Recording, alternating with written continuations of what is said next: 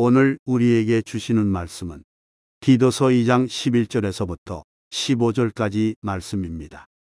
모든 사람에게 구원을 주시는 하나님의 은혜가 나타나 우리를 양육하시되 경건하지 않은 것과 이 세상 정욕을 다 버리고 신중함과 의로움과 경건함으로 이 세상에 살고 복스러운 소망과 우리의 크신 하나님 구주 예수 그리스도의 영광이 나타나심을 기다리게 하셨으니 그가 우리를 대신하여 자신을 주심은 모든 불법에서 우리를 속량하시고 우리를 깨끗하게 하사 선한 일을 열심히 하는 자기 백성이 되게 하려 하심이라. 너는 이것을 말하고 권면하며 모든 권위로 책망하여 누구에게서든지 업신여김을 받지 말라. 오늘 이 시간은 하나님의 은혜를 구하라 라는 제목을 가지고 하나님 말씀을 증거하도록 하겠습니다. 저 여러분이 함께 디도서의 말씀을 읽었는데, 이 디도서는 여러분들이 잘 아시는 디모데를 향하여서 쓴 말씀과 같이 영적 아들인 디도를 향해서 쓴 편지입니다. 이 편지를 통해서 로마에서 1차 투옥되어지고 그리고 추록 후에 선교하는 과정 속에 그레데 섬에서 목회하고 있는 디도가 어려움을 겪고 있다는 얘기를 들었던 거예요. 그래서 그를 세워주고자 하는 그런 마음, 그를 하나님의 은혜를 통해서 끝까지 정진해 나가게 하기 위해서 쓴 편지가 바로 디도서입니다. 그래서 이 디도서를 보게 되면 디도라고 하는 인물을 통해서 작은 교회가 어떻게 세워져 나가야 되는지, 그리고 그 작은 교회가 세워져 나가는 그 주축에서 교회 장로를 중심으로 해가지고 세워라. 그러니까 장로라고 하면 오늘날 직분을 받는 그런 장로의 의미가 아니고 교회 안에 중심축이 될 수 있는 사람들, 그들을 중심으로 해서 신앙의 기둥들을 세워갖고 전통교회로 세워야 될 것과 바로 그들이 하나님 말씀에 대한 기본적인 이해가 있어야 될 것을 가르쳤고, 또 한 가지는 그레데 사람들이 갖고 있었던 삶의 특징이 뭐냐면 게으름이었어요. 그 섬 사람들이 어떻게 보면 더 부지런할 것 같았는데 그들은 여러 그 이성적인 놀이라고 해야 될까요? 자기 어떤 생각의 노름에 빠져서 뭐 이런 생각 저런 생각에 빠져서 뭐 철학을 한다는 둥, 논리를 가지고 그 논박을 한다는 둥, 뭐 이런 내용을 갖고 사람들이 그런 자기의 의를 드러내고 또 인간의 그 애를 강조하는 그런 말들을 하기를 즐거워했다는 거예요. 뭐 그런 대화를 하는 건 나쁘지 않은데 그걸 하는 걸로 인해서 사람들이 게으르고 나태한 삶, 그런 규모 있는 삶들이 없어지는 걸 보게 되면서 그들에게 기본적인 삶의 태도가 어때야 되는지를 또 가르쳐주는 그런 측면에서 이 디도서를 썼다는 겁니다. 디도서는 제가 말씀드린 게 좀 이렇게 저렇게 해갖고 좀 많은 부분을 차지하는 것 같지만 3장밖에 되지 않아요. 그래서 이 디도서 이 3장의 이 내용을 통해서 우리가 복음 전하는 자로서의 마음이 어떠해야 되는지, 그리고 또 그들을 어떤 방식으로 일으켜야 되는지에 대해서 이야기를 하고 있다는 거예요. 오늘 우리가 이 말씀을 함께 나누면서 그들을 세우는데 가장 중요한 게 무엇이었어요? 은혜였던 거예요. 은혜. 그 은혜가 바로 너에게도 나타났듯이, 그리고 그들에게도 나타나기를 바라고, 바로 하나님의 그 자비와 사람 사랑하심이 나타날 때에 구원함을 받고, 그리고 그의 긍휼하심을 따라 중생의 씻음으로 새롭게 하신 일들이 있지 않냐, 이런 부분들을 얘기하면서 하나님의 은혜를 강조했다는 거예요. 오늘 여러분들이 이 하나님의 은혜를 함께 구하면서 뭐 옛날에 저희 그 성남동에 있었던 그 성전에 여기 위 왼쪽편에 딱 하나 써 있는 글이 있어요. 뭐냐면 only grace라고, 오직 은혜라고 하는 거를 이렇게 붙여놨던 기억이 있습니다. 여러분들이 이 은혜를 구하심을 통해 이 땅에 살지만 하늘에 속한 자로서의 아름다운 모습들이 나타나는, 귀한 은혜가 여러분들 모두에게 있기를 간절히 소망합니다. 이 시간 하나님 은혜를 구하라는 말씀을 통해 여러분들에게 세 가지 겉면의 말씀을 드리고자 하는데, 첫 번째, 왜 우리가 하나님의 은혜를 구해야 되냐면 그의 양육하심으로 규칙을 가르쳐 주시기 때문에 은혜를 구해야 된다는 거예요. 자, 11절 한번 읽어볼까요? 읽어보겠습니다. 시작. 모든 사람에게 구원을 주시는 하나님의 은혜가 나타나. 아멘. 자, 모든 사람에게 구원을 주시는 하나님의 은혜가 나타날 거래요. 그 은혜를 우리가 구해야 된다는 것을 사람들에게 다 공유하면서 이 은혜가 나타남으로 바로 나뿐만 아니라 아직까지 은혜를 모르는 개체, 하나님의 뜻대로 살아야 되는데 살지 못하는 그런 자들, 여러분들 이제 곧 있으면은 명절에 여러 친지들을 만나실 텐데, 그 친지들을 만날 때 가장 중요한 게 그들이 교회를 다닌다고 해서 그냥 거기서 그치지 마시고, 여러분들이 진짜 참 신앙인이라면 그들의 신앙을 점검해 보는 일들이 필요합니다. 함께 공유하고 돌아다보고, 이들이 함께 저 천성을 바라보는 자인지 아니면 무늬만 교인인지 살펴보며 은혜의 기회로 삼아야 되는 거예요.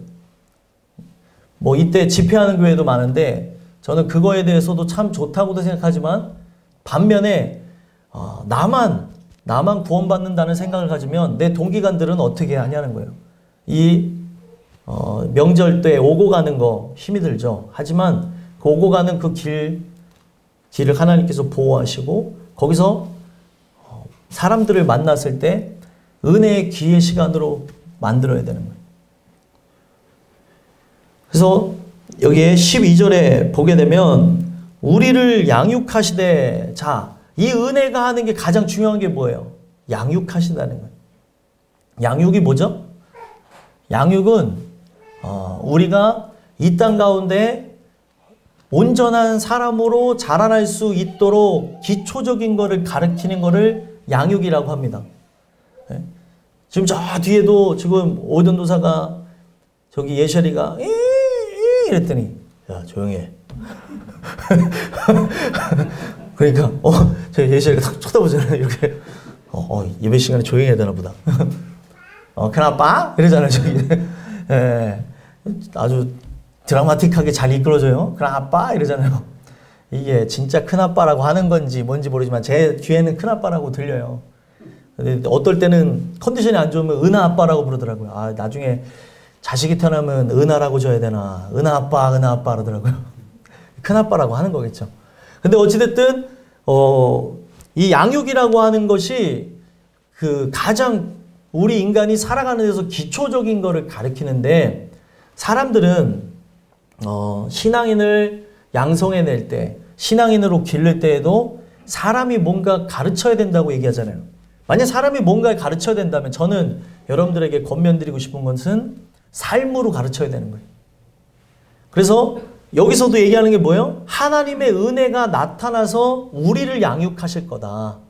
바로 각 사람을 하나님의 자녀 삼으실 것이고 제자로서의 그 도를 따라 살아갈 수 있게 하실 거라는 거예요. 그러면서 이 양육에 대해서 아주 중요한 게 나오는데, 양육하시되 경건하지 않은 것과 이 세상 정욕을 다 버리게 하실 거다.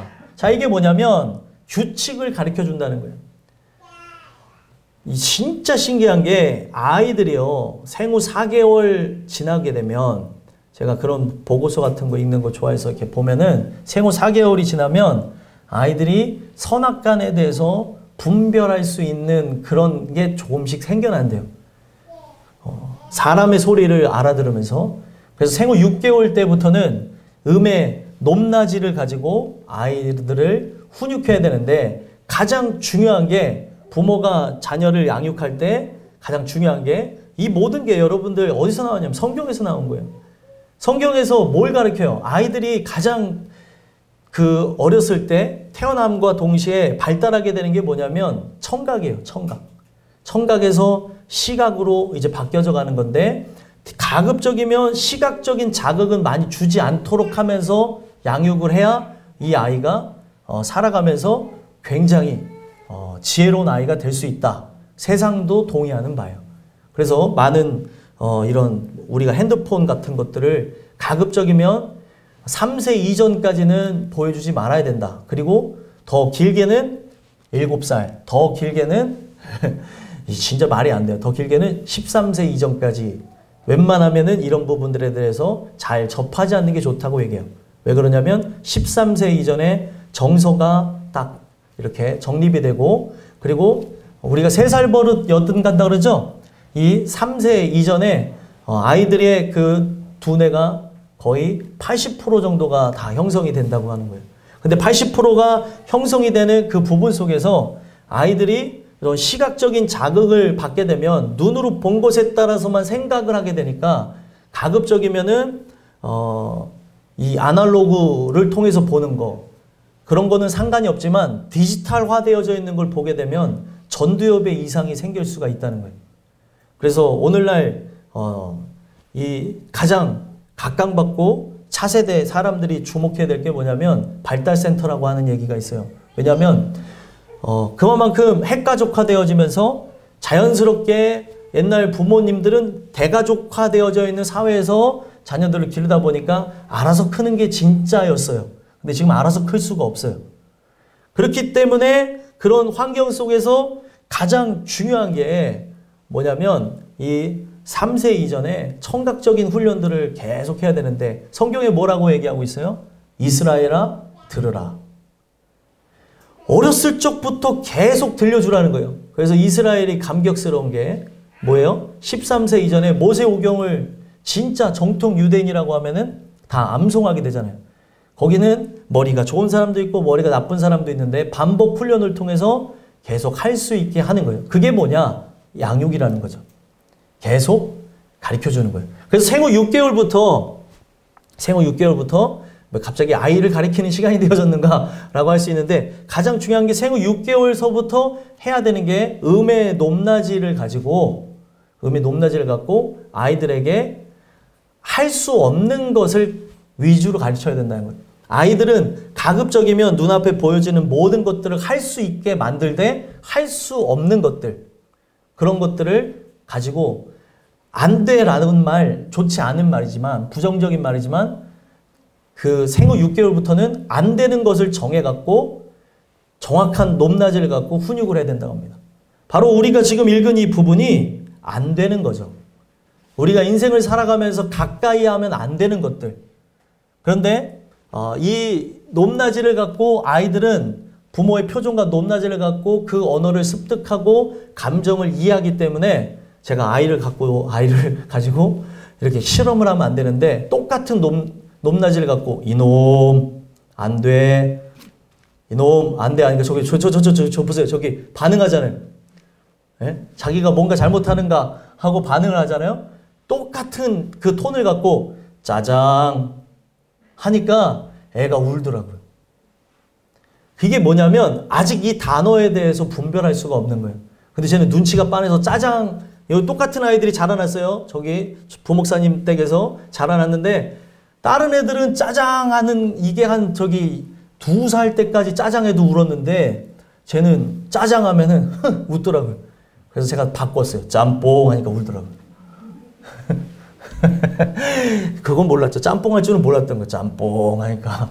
근데 그런 장난을 제가 조금 쳐봤는데 가급적이면 그런 장난도 안 치는 게 좋다고 하더라고요. 재밌어서 몇 번 해봤는데 왜 그러냐면 아이가 혼란을 겪을 수가 있다는 거예요. 아이들은 그런 높낮이를 갖고 부모의 표정을 보고 부모의 감정을 읽어낸다고 합니다. 근데 그 부분 속에서 가장 중요한 게 아이들의 모든 거를 할 수 있게, 만약에 아이들이 그 앞에 자유롭게 막 입에 넣잖아요. 구강기에는 자꾸 넣어야 되는 거 아시죠? 이 구강기에 넣어야 이 아이가 나중에 자라날 때 큰 문제가 생겨나지 않는데 그 부분에 막 여러 가지를 이제 이렇게 너저분하게 놨다고 해보세요. 근데 이게 입에 들어가면 안 되는 거예요. 그러면 거기 그런 부분에서 안 돼 하게 되면은 이 아이가 스트레스를 받는데 진짜 안 되는 것들을 정해놓고 하게 되면 이게 잘 자라나서 사회에 적응할 때 규칙과 규범을 잘 준수하며 사회에 꼭 필요한 일원이 될 가능성이 있다는 제가 그 보고서를 본 적이 있어요. 제가 이걸 여러분들에게 공유해드리는 이유는 이게 다른 것에서 나오는 게 아니라 하나님도 우리에게 양육하실 때 가장 중요하게 여긴 게 안 되는 것부터 정해놓은 거예요. 우리에게는 분명히 자유가 있는데 이 자유는 부패한 본성에 의해서 제한적 자유가 있어요. 하나님 뜻, 하나님 말씀에 따라 살지 않으면 이 자유는 분명 나라고 하는 존재를 나락으로 떨어뜨리게 만든다는 거예요. 그렇기 때문에 가장 중요한 거는 우리가 이 제한된 자유를 가지고 살아갈 때 안 되는 것, 그것부터 가르쳐 주셨어요. 자, 인간이 타락하기 이전에 에덴 동산에 있을 때 그때는 인간이 완전한 자유의지를 갖고 있었어요. 아담과 하와가 완전한 자유의지를 갖고 있을 때 모든 자유가 허용되어졌는데 그 자유 가운데 마지막 딱 하나가 뭐예요? 그 자유 중 하나에 한 가지만 하지 말라 그랬어요. 뭐였죠? 선악을 알게 하는 나무의 열매를 먹지 말아라. 하나님도 우리에게 가르치실 때 안 되는 것 딱 한 가지, 안 되는 게 뭔지만 딱 설명해주고 자유로 인간이 하나님의 영광을 살 수 있도록 하셨다는 거예요. 그래서 지금 이 본문을 보시면은 안 되는 게 뭐예요? 경건하지 않은 것. 경건하지 않은 것을 버리라고 얘기해요. 경건하지 않은 게 뭐죠? 경건이라고 하는 거는 우리가 계속 몇 주간 나눔 속에서 얘기했던 게 뭐죠? 경건이라고 하는 거는 우리가 좋은 예배를 통해서 긍휼을 구하고 하나님의 도우심을 구하는 삶이 경건이라고 그랬어요. 그럼 경건하지 않은 것이라고 하는 거는 이 예배자로서의 삶을 포기하는 것. 예배를 드릴 수 있는데 예배를 드리지 아니하고 예배를 드릴 수 있는 환경을 우리가 피해 나가고 오늘 말씀과 기도로 나가는 모든 그런 삶을 이렇게 중단해 버리는 것. 결국에 예배가 단절되어지니까 우리의 삶 자체는 하나님스럽지 않은 것들이 나오게 되는 거예요. 그래서 성경은 얘기하고 있는 게 하나님의 은혜가 오늘 우리 각 사람을 양육하시면서 나타나는 게 뭐냐면 경건하지 아니한 것이, 경건하지 않은 것이 뭔지를 범위를 정해주고 버리게 하실 거라는 거예요. 인간은 자꾸 비워내는 삶을 살아가야 됩니다. 이거는 자기의 의지에 따라서 비우는 게 아니라 말씀에 따라서 자신을 쳐서 복종하고 버리는 그런 부분들이 반복되어지는 하나님의 말씀, 또 우리가 불순종했을 때 하나님의 적절한 징계, 체벌이라고 하죠. 그걸 통해서 인간이 그런 길로 나가지 않도록 하게 하실 거라는 거예요. 지금 하나님께서 공시했어요. 경건하지 않은 것, 나쁜 것, 안 되는 건 이거야 라고 얘기했어요. 근데 안 되는 걸 할 때 어떻게 해요? 그 다음에는 적절한 하나님의 징계가 따르겠죠. 그걸 통해서 우리가 이 땅에서 하나님의 사람으로 살아가는 걸 배우게 하신다는 거예요. 그래서 이 양육은 우리가 배움을 통해서 그냥 우리가 어떤 이런 학식에 대한 공부를 배움을 통해서 하는 것이 아니라 하나님이 직접 양육하실 거라는 거예요. 저는 2022년에 여러분들을, 저를 하나님이 양육해 나가시는, 우리가 바로 하나님의 사람으로서 잘 세워져 나가게 하실 것임을 저는 믿습니다.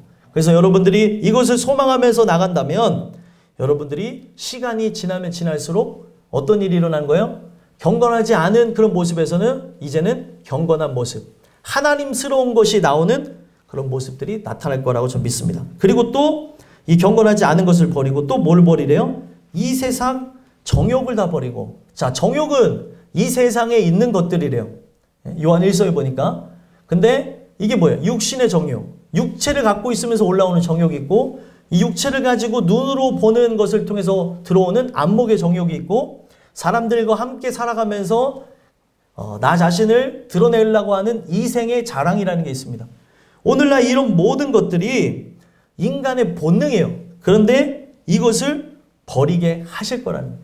아, 나는 육으로 살아가는 게 아니구나. 아, 나라고 하는 존재는 어떤 이런 세속화된 욕심을 따라 살아가는 게 아니구나. 아, 이게 악한 거구나. 아, 돈을 따라 살아가면 안 되는 거구나. 명예, 권력, 권세를 따라 살아가면 되는 게 아니구나. 아, 하나님의 사람은 이해가 되지 않지만 기도하면서 오늘 하나님이 하실 걸 믿고 나가야 되는 거구나.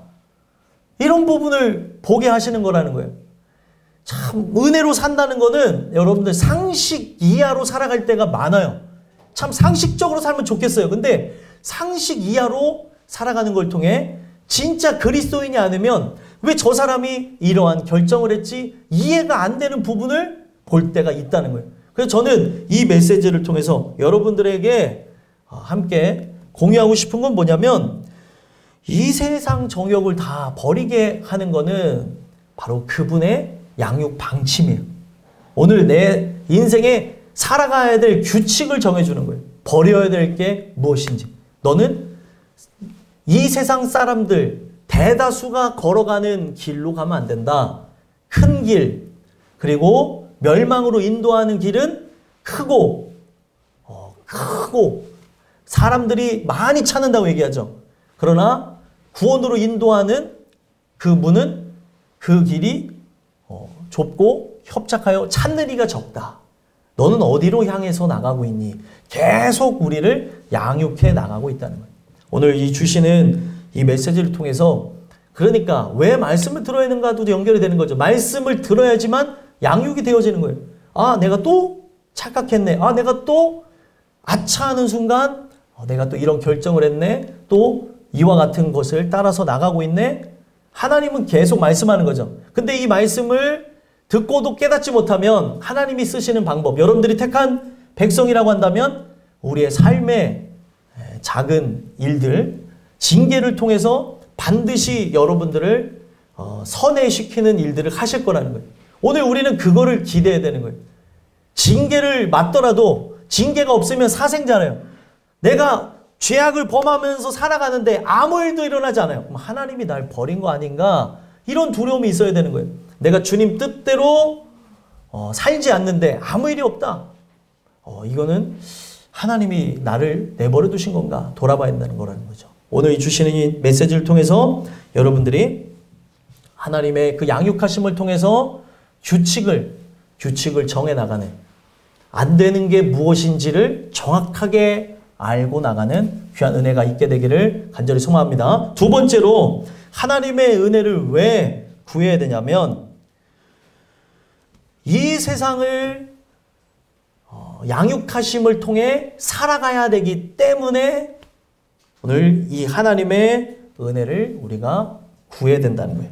그래서 12절 이 중반절 지나게 되어지면 뭐라고 나와요? 신중함과 의로움과 경건함으로 이 세상을 살고, 이 세상을 살아갈 때에 가장 중요한 요건, 지금 디도에게는 세 가지를 여기서 읊었어요. 뭐 때에 따라서 강조하는 바가 다르겠지만 지금 이 세상의 삶을 살아갈 때 중요한 것 세 가지를 딱 읊었는데 그 중에 첫 번째가 뭐예요? 신중함이라는 거예요. 자, 신중하다. 신중하다는 게 뭐예요? 신중하는 게 뭘까요?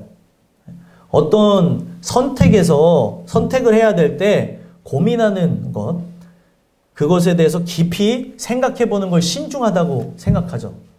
근데 이 신중하다고 하는 그런 세상적인 표현과 성경에서 말하는 신중함의 표현이 좀 달라요. 그냥 아까 제가 말씀드린 그 신중함의 표현은 그냥 세상 사람들이 살아가면서 이렇게 할까 저렇게 할까 이런 수 저런 수 경우의 수를 따져보면서 내린 결론을 신중하게 했다라고 하는데, 성경에서 이 신중하게 나간다고 하는 거는 어떤 경우의 수를 고려하고 내가 예측하고 나가는 게 아니라 분별해 나가야 된대요. 그러니까 이거는 제일 중요한 성경 중심적 사고방식이 있어야 되는 거예요. 하나님은 어떻게 하시길 원하는가? 내가 원하는 길이 아니라 하나님이 원하시는 길인가? 뭐 이제 이직하려는 사람, 이제 학교 이제 공부하는 사람, 학교를 정해야 될 사람, 결혼 상대를 이렇게 찾아보는 사람, 뭐 등등 인생을 살아가면서 많은 선택이 있잖아요. 뭐 심지어 학원 다니는 거 하나만으로도, 뭐 우리 예준이도 태권도 열심히 다니는데 태권도 그 다니는 것만으로도 지금 이 태권도장 다니려고 그렇게 고민했어요. 엄마 아빠가. 네?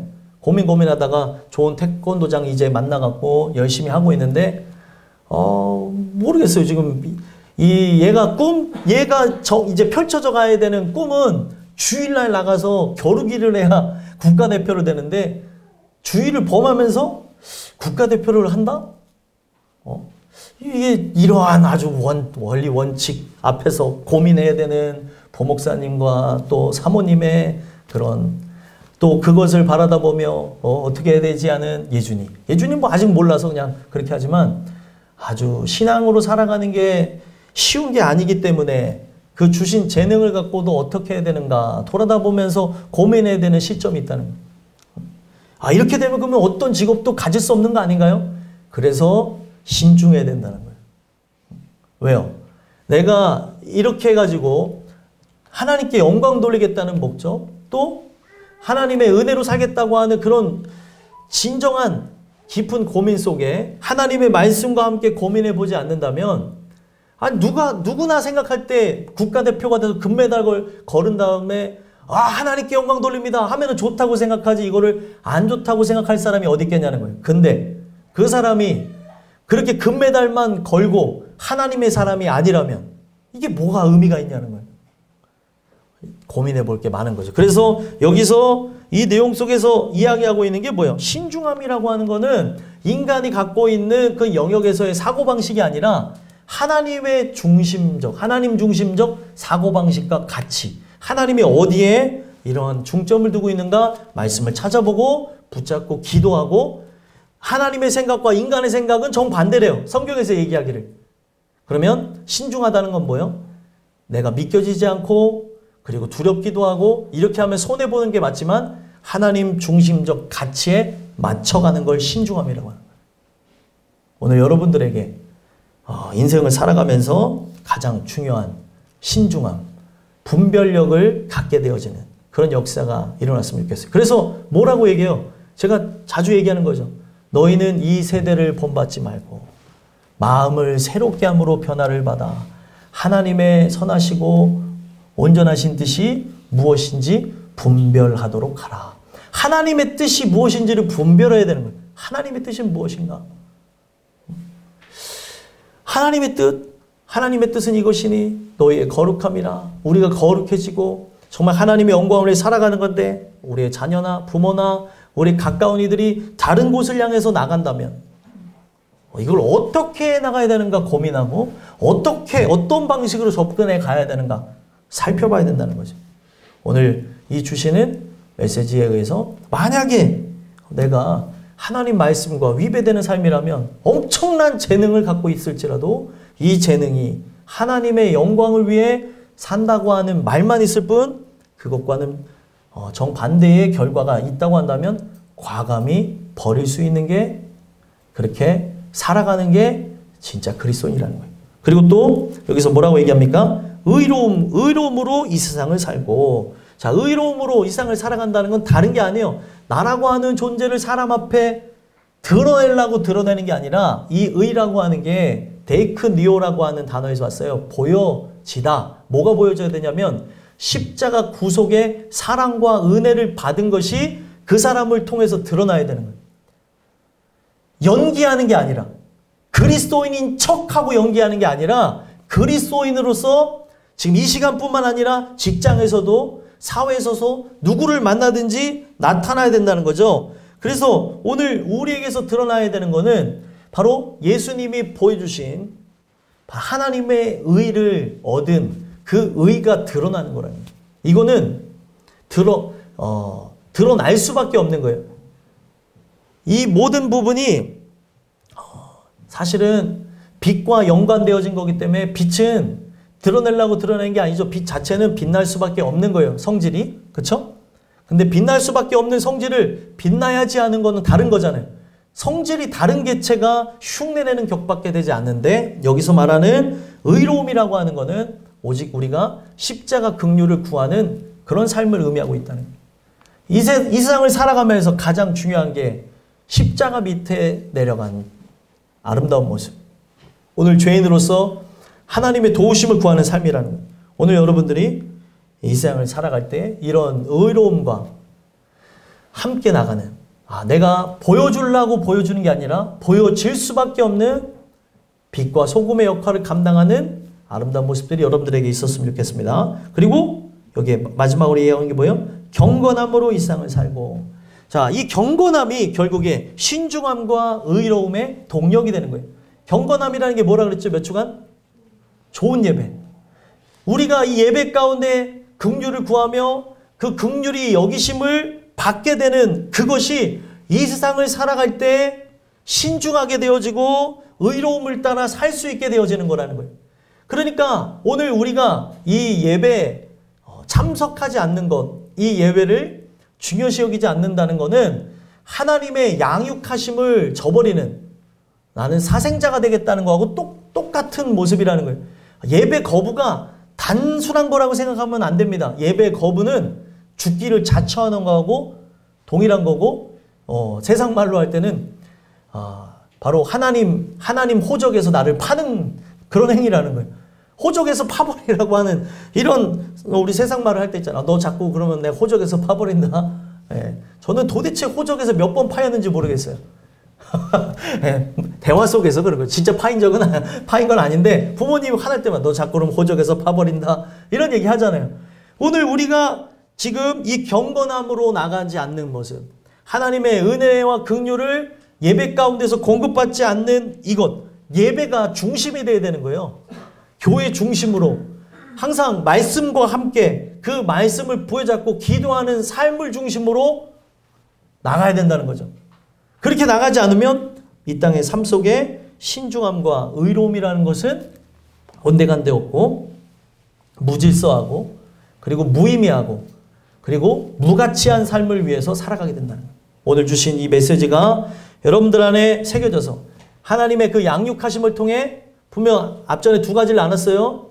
안 되는 것과 해야 되는 것, 살아야 되는 것, 어떤 식으로 우리가 살아가야 되는지에 대한 이런 부분을 가르쳐 주십니다. 이것이 바로 여러분들에게 나타나서 이 땅 가운데 하나님의 뜻이 이루어지는 아름다운 일들이 일어났으면 좋겠습니다. 마지막 세 번째로는 하나님의 은혜를 왜 구해야 되냐면 이 양육하심을 통해 우리로 하여금 기다리게 하기 위해서 이 은혜를 구해야 된다는 거예요. 13절 읽어볼까요? 읽어보겠습니다. 시작. 복스러운 소망과 우리의 크신 하나님 구주 예수 그리스도의 영광이 나타나심을 기다리게 하셨으니. 아멘. 자, 우리가 이 기다린다는 게 뭐냐면 아이들을 양육하는 데서 어떻게 보면은 이제 조금씩 커나가면서 제일 많이 쓰는 또 단어가 안 되라는 단어와 함께 많이 쓰는 게 뭔 줄 아십니까? 기다려라는 말이에요. 기다리는 거를 가르쳐야 된대요. 근데 기다리는 동안 아이들 성향이 달라서 잘 기다리는 아이도 있겠지만 이게 뒤로 막 뒤집어지고 하는 아이들이 있다고 합니다. 제가 글을 읽어보니까 아이들의 언어 표현이래요. 이게 이상한 게 아니에요. 목 뒤로 젖혀지면서 우는 것. 이거는 이 아이가 기다리기 힘들다는 걸 보여줍니다. 오은영 박사가 얘기하잖아요. 마음에 주머니가 있는데 이 마음에 주머니가 작은 아이들이 있대요. 이 마음의 주머니를 넓혀주는 거는 부모의 역할인 거예요. 근데 기다리라고 하는데 못 기다리는 아이들을 보면서 부모가 빨리 할 게 아니라 5분이든 10분이든 그거를 계속 훈육하면서 내가 울어봤자 소용이 없구나라는 거를 가르쳐준다는 거예요. 그게 바로 이 부모와의 소통 속에서 얻게 되는 거절, 기다림 뭐 이런 거겠죠. 안 되라고 하는 거. 또 후에 내가 참으면은 보상이 온다는 것. 이런 거를 가르쳐준다고 합니다. 왜 제가 이런 얘기를 드리냐면 인생을 살아가면서 기다리는 것만큼 중요한 게 없는데 인생을 살아가며 모든 인간이 하나님 은혜 이전에 기다리는 게 얼마나 중요한지 저는 그 어린이집에 대한 이야기를 아내를 통해서 많이 듣는데 어린이집에서 많이 쓰는 단어가 애들 다 앉아서 할 때까지 기다리는 거. 움직이지 마. 기다려. 그러면은 기다린 애가 있고 또 움직인 애가 있는데 한 명 움직이면 다 움직인다. 또 앉혀놓으면 또 옆에서 또 움직이고. 이게 왜 중요하냐면 이 땅에 살아가면서 잘 기다리는 아이는 나중에 사회성이 깊어지고 모든 사람들과 함께 결속되는 게 강해질 확률이 높아진다고 합니다. 그리고 기다림을 통해서 얻게 되는 그 보상을 생각해 볼 수 있는 아이는 두뇌 발달에도 도움이 된대요. 기다리는 게 두뇌 발달에도 도움이 된다고 그러더라고요. 이게 이 땅에서 살아가면서도 이러한 그런 이점을 보게 되는데, 하나님 은혜 속에 예수를 기다리는 건 어떤 의미냐? 성경에서 말하는 이 기다림은 이 세상이 줄 수 없는 엄청난 보상. 이 기다림 끝에는 그리스도의 영광이 나타나심을 통해 우리는 신부와 같은 존재, 그분은 신랑과 같은 존재, 내가 남자일지라도 신부와 같은 존재로 그리스도와 연합하여 천국에 들어가는 엄청난 보상을 보게 한다는 거예요. 그래서 여러분들 내가 살아가면서 이런 기다림에 대한 훈련을 못 받고 자라날 수도 있어요. 막 조급해하고 그리고 불안해하는 그런 사람이 저일 수 있습니다. 그런데 이 부분을 초월해서 신앙이라고 하는 거는 보이지 않는 하나님을 인내하고 기다리는 거예요. 그리고 복스러운 소망을 갖고 오늘도 그걸 바라보며 살아가는 거죠. 이게 신기한 신비의 영역인 게, 나는 인간적으로 이런 부분을 못하는 존재란다 할지라도 보이지 않는 하나님을 기다리고 그리고 참고 인내하면서 모든 서름과 눈물을 견뎌내고 살아가는 사람은 이 땅 가운데, 내가 어렸을 적 살아가면서 많은 부분에 대해서 정상적으로 교육을 받지 못하고 그리고 정상적인 그런 훈육 속에 살아나지 못했을지라도 오늘 그 하나님의 그 신비의 그 만지심이 나의 기질과 성향이 분명 존재하지만 없다는 게 아니에요. 기질과 성향은 평생 갑니다. 근데 그걸 다스릴 수 있게 하신다는 거예요. 오늘 제가 여러분들한테 이 부분을 함께 나누는 거는, 오늘 우리가 똑똑해서 하나님의 그 아들 예수가 오는 걸 기다리는 게 아니라, 이건 믿음과 함께 하는 거라는, 믿음. 기다림이라는 것도 어떻게 보면 애착 형성, 신뢰, 믿음하고 함께 기반되어져 있는 거죠. 부모 자식 간의 신뢰를 자꾸 주는 그런 부분들이 필요하잖아요. 오늘 우리가 말씀을 왜 듣습니까? 하나님을 더욱 신뢰하고 그 하나님 주시는 은혜 속에 마음의 안정을 갖고, 삶은 기다릴 만한 상황이 아니에요. 이거 계속 기다리다 보면 문제 생기는 거 아니야? 문제 생기는 거 아니야?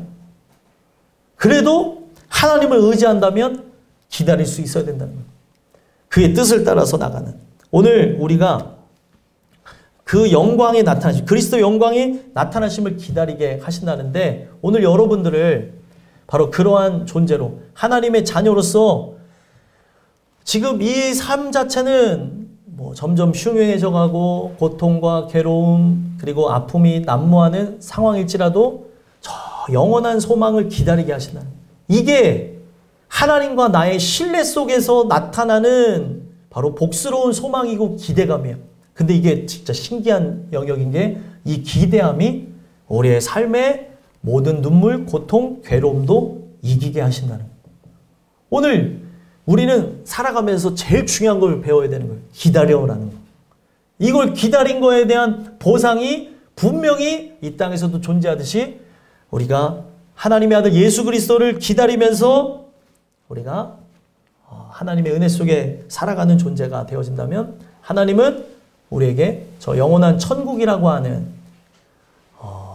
이 세상과 비교할 수 없는 영원한 것으로 여러분들에게 나눠주실 거라는 거예요. 그래서 오늘 우리에게 마지막 결론은 뭐예요? 14절에 내가 누구인지를 가르쳐 주세요. 나는 어떤 일을 하며 살아가야 되는. 그러니까 이 양육하심을 통해서 부모의 양육을 받아서 사회의 일원이 되잖아요. 부모의 중심 가치가 어떻게 살았는지가 그에게 다 전달되는 거 아세요? 그 사람이 치열하게 살았으면 그 치열하게 사는 것, 또 그 사람이 비열하게 살았으면 비열한 대로, 아니면 그 사람이 살아가면서 어떤 부분을 중점적으로 살았다고 하면은 이거는 삶으로 가르친 거기 때문에, 신기한 거는 부모하고 떨어져서 산 지가 오래되었다 할지라도 그거는 그대로 나와져 있어요.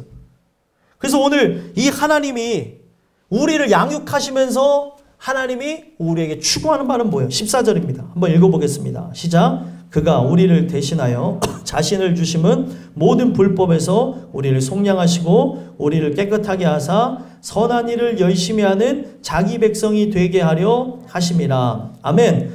지금 이러한 양육을 통해서 바로 예수가 바로 우리에게 자신을 내어주셨다. 십자가에서 죽으심으로 바로 나를 속량하셨다. 그 죄값을 그 피값으로 나의 모든 죄를 사셨다.